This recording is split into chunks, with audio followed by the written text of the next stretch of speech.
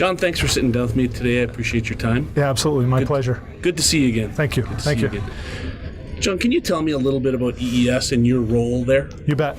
So I'm the Vice President of Sales, and really I came on board here 6 months ago to really drive the sale of the Petkus line, which is a full-blown, full line of processing equipment, German engineered, German manufactured. And then also with that, in complement to that, is also to drive the project sales that we're doing in North America. Right. And you've got a lot of things on the go.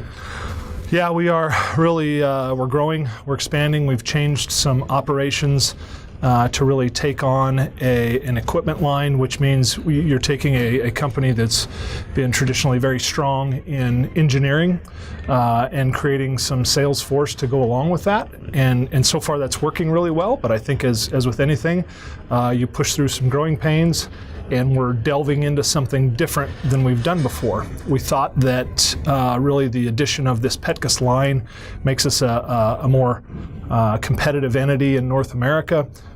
We saw that we needed to have not only some engineering prowess, but also some manufacturing and equipment prowess as well. And so that's where the two got tied together. Excellent. So we've got a little bit of we'll call it a tight farm economy right now. Was that fair to say? That feels good. Perfect.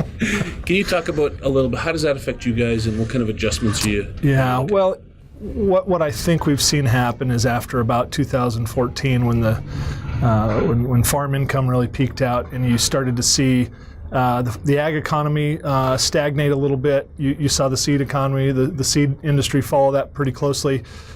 Projects started getting pushed by 12 months and then 18 months and then 24 months. And so what we've seen happen in the last couple of years is maybe there's been a focus as to how money is spent in regards to projects. You don't see the number of big projects happening as there were 24 or 36 months ago, but you do see a lot of upgrades. You see some places like the seed treatment sector of the industry that are really growing at a 10 or 12% clip, and so there's been focus on making those processes more efficient, and so those are still good things that are happening in the industry from both from an engineering and from an equipment standpoint. Right.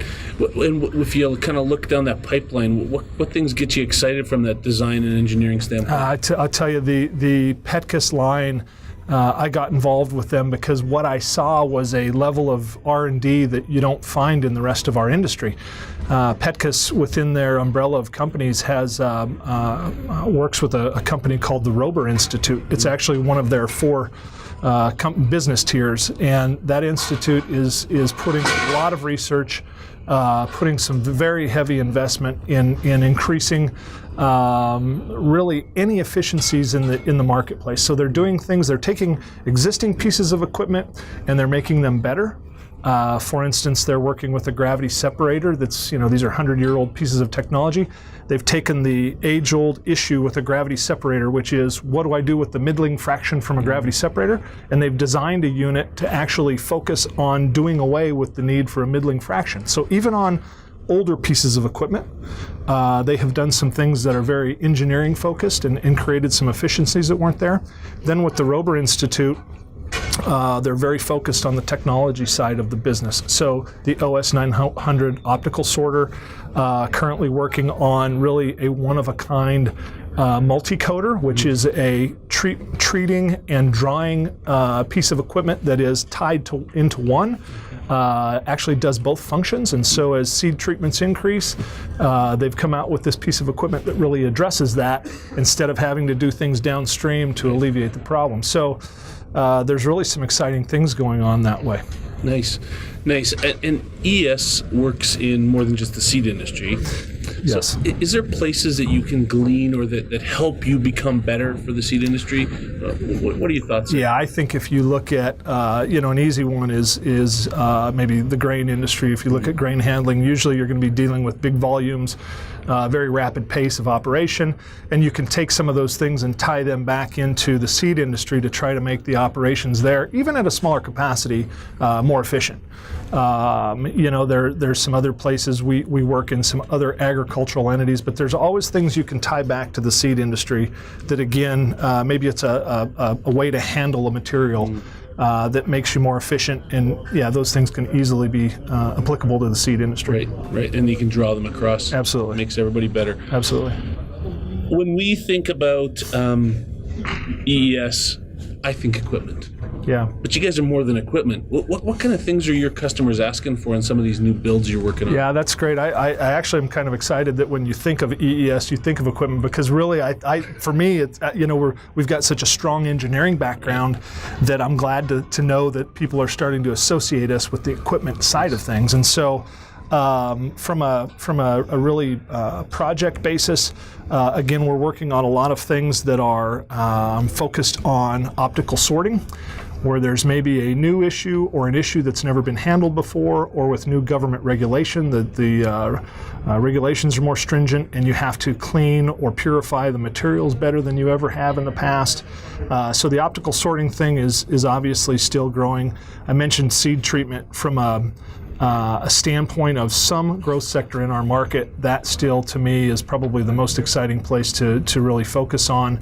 The increase in treatment rates has created some significant problems in operation, and I think you're seeing some companies start to address those in different ways. Right. So we're just got 2017 right around the corner. So I'm going to ask you to look into your crystal ball a little bit. Okay. What do you see coming down the pipe that gets you excited?